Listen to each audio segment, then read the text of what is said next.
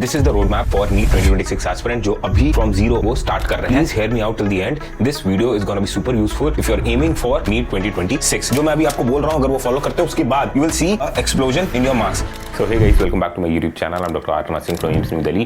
I was AIR 9 in NEET and AIR 11 in NAIMS, and after completing my MBBS from AIIMS New Delhi, right now I am doing post graduation in Department of Neurosurgery from AIIMS New Delhi itself. This video is gonna be super useful if you're aiming for NEET 2026. एक complete synopsis आपको जो मैं video में बताने वाला हूँ यहाँ पे दिख रहा है in the form of a roadmap, and these are the things that you have to do in the coming 3 months. मैं आपको next 7 months का नहीं बता रहा हूँ. You have like 7 months in your hand. मैं आपको लगभग next 3.5 months का roadmap बता रहा हूँ, and that is gonna drive the next 3.5 months of second half. So इस वीडियो में यार simply हम पहले बात करेंगे ये जो most painstaking phase होता है किसी भी नीट एस्पिरेंट के प्रिपरेशन में या फिर कोई भी कॉम्पिटिटिव एग्जाम के लिए अगर आप प्रिपेयर कर रहे हो, तो जो सबसे डिफिकल्ट फेज होता है वो ये इंक्यूबेशन वाला फेज होता है. बिकॉज यहाँ पे आप टाइम दोगे, ठीक है. मैं आपसे सभी से कह रहा हूँ कि यार जब तक न्यू ईयर आ रहा है ना तब तक आपको October, November, December and first half of Jan ले लो, तो 3.5 मंथ्स अभी आपके पास है. उसके बाद नेक्स्ट 3.5 मंथ बाद आपका पेपर हो जाएगा, राइट. तो फर्स्ट 3.5 मंथ में आपका इंक्यूबेशन पीरियड होना चाहिए अगर आप अभी तक प्रिपरेशन शुरू नहीं की हो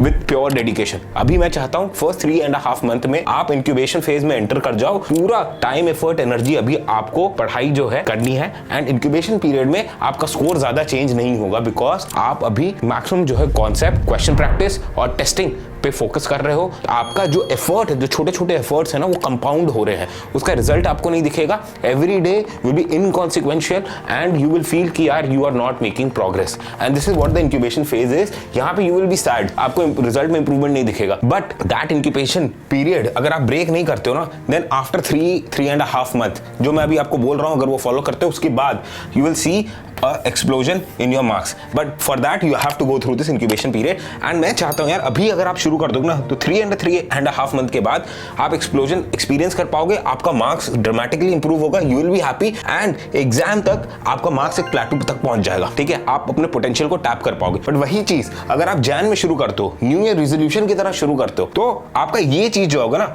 जैन, फेब, मार्च अप्रैल तक आएगा, एंड देन एक्सप्लोजन एक्सपीरियंस करने के लिए आपके पास सिर्फ 1 मंथ होगा, and that will not lead to optimum result. तो अभी आपके पास टाइम है अक्टूबर, नवंबर, दिसंबर, 15th जनवरी तक जो मैं बोल रहा हूं आपको वो करना है. वो क्या करना है क्विकली एक बार रिव्यू कर लेते हैं. That would be the road map for you guys. पहली चीज, टाइम टेबल आपका नॉन नेगोशिएबल होना चाहिए.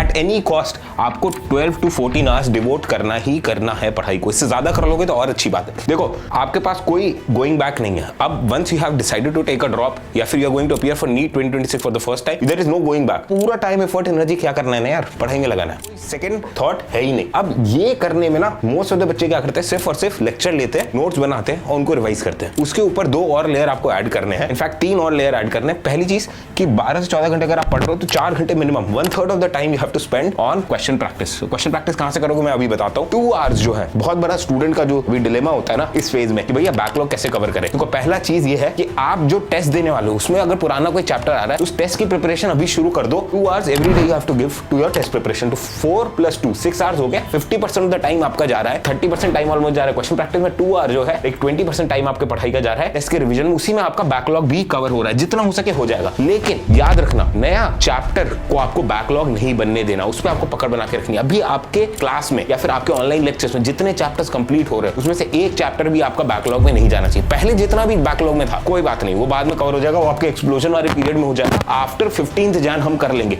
देखो इंक्यूबेशन पीरियड ओवरकम कर लिया ना, बहुत जल्दी स्कोर इंप्रूव होता है एंड उसी वेव को राइड करते हुए आप अपने बैकलॉग को भी कवर कर पाओगे. लेकिन अभी अगर आप ये सोचोगे कि मैं पुराना बैकलॉग भी कवर कर लूं, नए चैप्टर्स भी कवर कर लूं, कोचिंग के पेस को भी मेंटेन कर लूं और पुराना भी कवर कर लूं, तो यार तुम्हारा नया बैकलॉग क्रिएट होता रहेगा. तो नया बैकलॉग क्रिएट होने नहीं देना है, ये याद रखना. जितना सिलेबस होता जा रहा है ना वो 6 आवर्स अगर आप लेक्चर्स और नोट्स को देते जाओगे आपका सिलेबस कवर होता जाएगा एज एंड व्हेन जैसे कंप्लीट हो रहा है ऑनलाइन या ऑफलाइन आपके कोचिंग में. 2 आवर्स ये टेस्ट रिवीजन, आने वाले टेस्ट के रिवीजन में जितना आपका बैकलॉग कवर हो सकता है आपको वो कर लेना है. और ये 4 hours question practice backlog covering के लिए नहीं है.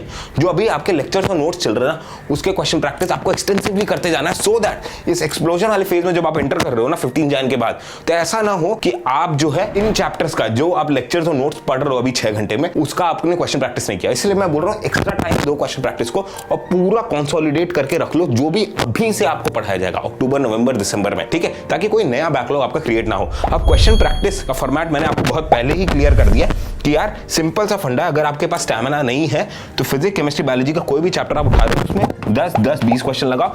धीरे धीरे आप डेली बेसिस पे पहले 10-20 लगा रहे हो, फिर 20-40 क्वेश्चन लगाओगे, फिर 45-90 क्वेश्चन लगाओगे। अब कहां से कैसे कवर करने वाले हो आपको मैंने बता दिया है। अगर आपके पास एलन, आकाश, फिजिक्स वाला, श्री चैतन्य, कोई रिलायबल कोचिंग इंस्टीट्यूट का मटेरियल है जिसमें स्ट्रक्चर्ड क्वेश्चन बैंक है, देन आप वहां से प्रैक्टिस कर लो। Otherwise you have to and you must join target batch का लिंक जो है मैं आपको गूगल फॉर्म के फॉर्मेट में नीचे डिस्क्रिप्शन में मेंशन कर दे रहा हूं। Please go fill the link, talk to the education counsellor, decide for yourself कि कैसे आप टारगेट बैच को यूज करके अपने स्कोर को बूस्ट कर सकते हो, क्वेश्चन प्रैक्टिस को इंप्रूव कर सकते हो। एंड यहाँ पे मैं आपको एक छोटा सा स्क्रीनशॉट्स के थ्रू डेमो दिखाना चाहता हूँ कि how organised the question bank of target batches and कैसे ये आपको हेल्प करने वाला। फॉर एग्जाम्पल आज फिजिक्स पढ़ने वाले हो तो ठीक है, तो आप ये टारगेट बैच का आप क्वेश्चन बैंक देख सकते हो। इसके अलावा आपको टेस्ट सीरीज भी मिलती है टारगेट बैच में। You have DPP generator, you have custom test generator, आप खुद का टेस्ट जनरेट कर सकते हो for any number of chapter और any combination of chapter. Then you also have flash cards. So अगर आप फिजिक्स पढ़ रहे हो तो फिजिक्स में गए, नेक्स्ट आप चैप्टर सेलेक्ट कर लो। For example gravitation, chapter select कर सकते हो, फिल्टर, सिर्फ ग्रेविटेशन के अब आपको सारे क्वेश्चन मिलेंगे। और यहाँ पे मैं आपको रिकमेंड करूंगा सबसे पहले पास्ट ईयर क्वेश्चन लगा लो। तो आप देख लो हम लोगों ने सब डिवाइड कर दिया पास्ट ईयर क्वेश्चन। 2019 ऑनवर्ड वाले पहले कर लो, फिर 16 to 18, फिर पीछे जाओ 6 to 2015 और फिर 1998 to 2005 का कर लो। ये एक अलग से सेगमेंट क्रिएट किया क्योंकि इस साल का नीट का पेपर डिफिकल्ट था, फिजिक्स नेक्स्ट लेवल था, राइट। तो 2025 लेवल के जो क्वेश्चंस है, ठीक है, वो आप सॉल्व कर सकते हो। प्लस आप जेई मेन के लेवल के क्वेश्चन सॉल्व करो, तो प्रोग्रेसिवली अपनी डिफिकल्टी लेवल बढ़ाओगे फिजिक्स में और धीरे धीरे अपना एपेटाइट जो है फिजिक्स क्वेश्चन सॉल्विंग का इंप्रूव करोगे। एंड देन मैं बोलूंगा ये recommended previous year question, recommended NCERT based questions, ये आप सॉल्व कर लो। सिमिलरली फिजिक्स के लिए, केमिस्ट्री, बॉटनी एंड जूलॉजी के लिए, right. This is what you have to do. अब एक बार जब आप क्वेश्चन सॉल्व करते हो, फॉर एग्जांपल ये क्वेश्चन है, अगर आप सही करते हो तो you can see the correct percentage, गलत करते हो तो वो भी आप देख सकते हो कितने परसेंट स्टूडेंट ने वो ऑप्शन चूज किया है। You can view the explanation, you will have text, then you will have audio also solution, screenshot में नहीं दिख रहा है, and then you will have video solution as well, so that आपका जो क्वेश्चन सॉल्विंग का एक्सपीरियंस है ना वो सीमलेस है। आपको किसी डाउट सॉल्वर के पास जाना नहीं है, कोई डाउट क्लासेस लगाने की जरूरत नहीं। आपने क्वेश्चन सॉल्व किया, आपने सोल्यूशन वहीं देखा, वो आपने नोट्स में ऐड कर लिया, करेक्ट कर लिया, प्लस अगर क्वेश्चन इंटरेस्टिंग लगा तो आप उसको बुकमार्क भी कर सकते हो। So this is how seamlessly I want you to solve your questions, ठीक है। आप कहीं से भी सॉल्व करो, पर अगर ऑर्गेनाइज्ड आपको कहीं नहीं मिल रहा है question bank, then you can fill the link of target batch in the Google form given in description. वो गूगल फॉर्म फिल कीजिए, से बात कीजिए, get into target batch and test series and discuss कर लो कैसे आप उसको अपने लिए यूज करना चाहते हो, राइट। पर्सनलाइज कर सकते हो आप इस क्वेश्चन बैंक को अपने हिसाब से। तो ये अडैप्टिव क्वेश्चन प्रैक्टिस हो गई। 10-10-20 आपने कर लिया, फिर 20-20-40 किया, 45-45-90 किया।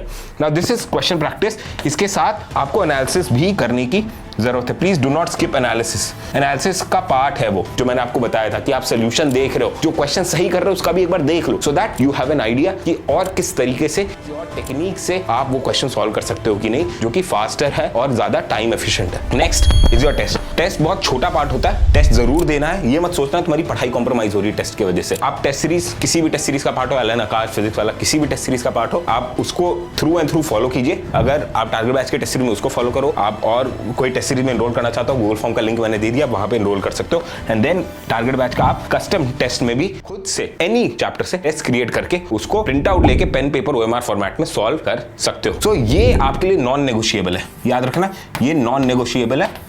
ये वाला कंपोनेंट आपका टाइम टेबल का, इसको आपको फॉलो करना ही करना। इतना टाइम मिनिमम आपको पढ़ाई को देना है। ओनली देन जो है आप एक्सप्लोजन वाला फेज एक्सपीरियंस कर पाओगे 3.5 मंथ के बाद। यहाँ पे ना यार आपको हिम्मत अपनी नहीं टूटने देनी है। ये इंक्यूबेशन पीरियड सबसे डिफिकल्ट फेज होता है क्योंकि आपको कुछ रिजल्ट नहीं दिख रहा होता और आपका एफर्ट बहुत ज्यादा होता है। आप देख सकते हो, आप इतना टाइम दोगे, रिजल्ट आपका सिर्फ इतना सही आएगा, इतना सही इंप्रूवमेंट आपको दिख रहा है कर्व में। बट यहाँ पे नेक्स्ट 3.5 मंथ अगर आप ये फेज अच्छे से पूरे शिद्दत के साथ, ईमानदारी के साथ निकाल लेते हो, then this phase में आपको you will get a lot of growth, right? And I want you to experience this growth right before your exam so that you are super confident when you are going to sit for your NEET 2026 exam. So all the best guys, keep hustling. I hope you got the idea कि कैसे आपको first 3.5 month of this roadmap for NEET 2026 spend करने। All the best.